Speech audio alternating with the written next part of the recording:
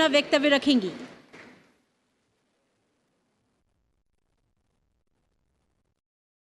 शक्ति के अभाव में विश्वास व्यर्थ है। विश्वास और शक्ति दोनों किसी महान काम को करने के लिए आवश्यक है।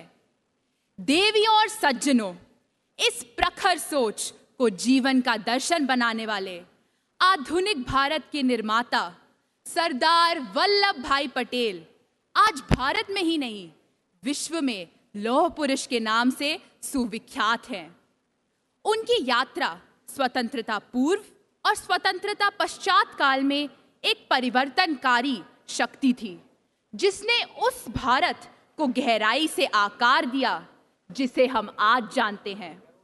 सरदार पटेल न ही भारत के उद्गम स्रोत माने जाते हैं, वह एक अथक स्वतंत्रता सेनानी थे, जिन्होंने ब्रिटिश शासन से भारत की आजादी के लिए अपना जीवन समर्पित कर दिया। 1928 में वह दमनकारी काराधान के खिलाफ एक आंदोलन बारडोली सत्याग्रह के दौरान एक प्रमुख व्यक्ति के रूप में उभरे। इस प्रारंभिक नेतृत्व ने स्वतंत्रता संग्राम के प्रति उनकी अटूट प्रतिबद्धता को प्रदर्शित किया। शायद उनकी सबसे बड़ी उपलब्धि 562 से अधिक रियासतों का नव स्वतंत्र भारत में एकीकरण था। उन्होंने इन राज्यों को भारतीय संघ में शामिल करने के लिए बातचीत और कूटनीति का सहारा लिया, जिससे हमारे राष्ट्र का विघटन रोका जा सके। अखंड भारत के लिए उनका दृष्टिकोण वह आधार था जिस पर हमारे आधुनिक राष्ट्र का निर्माण हुआ था। संविधान सभा के सदस्य के रूप में पटेल ने भारतीय संविधान को आकार देने में महत्वपूर्ण भूमिका निभाई। उनका योगदान विशेष रूप से मौलिक अधिकारों और नीति निर्देशक सिद्धांतों के क्षेत्र में आज भी हमारे कानूनी और नैतिक ढांचे का मार्गदर्शन करता है। 1947 में भारत की आजादी के बाद सरदार वल्लभ भाई पटेल पहले उप प्रधानमंत्री और गृह मंत्री बने।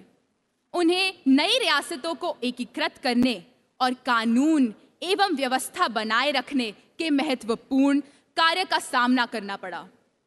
पटेल ने राष्ट्र एकता को बढ़ावा देने पर जोर दिया। उन्होंने 26 जनवरी 1950 को गणतंत्र दिवस मनाने का समर्थन किया, जो हमारे संविधान को अपनाने का प्रतीक था, जो विविधता में हमारी एकता का प्रतीक है। हमारे देश में उनके योगदान का सम्मान करने के लिए 2018 में प्रधानमंत्री श्री नरेंद्र मोदी जी ने स्टैच्यू ऑफ यूनिटी का उद्घाटन किया था, जो 182 मीटर की ऊंचाई के साथ दुनिया की सबसे ऊंची प्रतिमा है, जो भारत के गुजरात राज्य में केवड़िया के पास स्थित है। सरदार वल्लभ भाई पटेल का योगदान कालजयी है। उनकी दूरदर्शिता, नेतृत्व और दृढ़ संकल्प ने एकजुट और लोकतांत्रिक भारत की नींव रखी। उनकी विरासत हमें आज भी प्रेरित करती आ रही है। धन्यवाद। जय हिंद। बहुत बहुत शुक्रिया आपका।